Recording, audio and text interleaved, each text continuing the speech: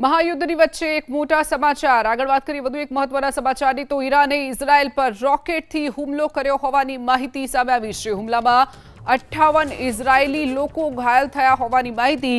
ઇમારત પર ઈરાનનું રોકેટ પડ્યું।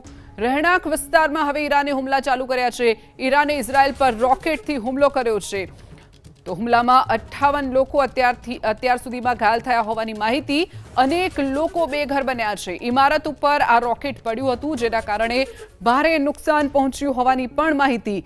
ઇઝરાયલ ઉપર ઈરાન સતત હુમલા વધારી રહ્યું છે। એક બાદ એક વધુ એક હુમલો ઇઝરાયલ પર કરવામાં આવ્યો છે। ઈરાને કર્યો છે ત્યારે ઇમારત ઉપર આ રોકેટ પડ્યું હતું જેમાં અત્યાર સુધીમાં 58 લોકો ઈજાગ્રસ્ત થયા હોવાની માહિતી સામે આવી છે।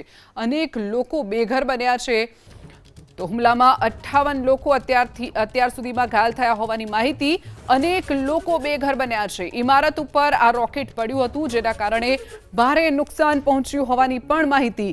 ઇઝરાયલ ઉપર ઈરાન સતત હુમલા વધારી રહ્યું છે। એક બાદ એક વધુ એક હુમલો ઇઝરાયલ પર કરવામાં આવ્યો છે। ઈરાને કર્યો છે ત્યારે ઇમારત ઉપર આ રોકેટ પડ્યું હતું જેમાં અત્યાર સુધીમાં 58 લોકો ઈજાગ્રસ્ત થયા હોવાની માહિતી સામે આવી છે।